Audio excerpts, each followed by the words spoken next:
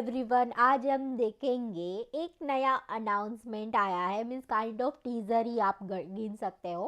गुलजार चानीवाला का राक्षस का टीजर आया है जो 17 ऑफ जनवरी को रिलीज होने वाला है पूरा। तो चलो हम वो साथ में देखते हैं और उस पर रिएक्ट करते हैं। ऐसी बात है मंत्री जी, अब अपने पिताजी की बात रखने के लिए हवाई जहाज तो कभी उड़ाया नहीं, आदमी उड़ाता हूँ। ओ भाई,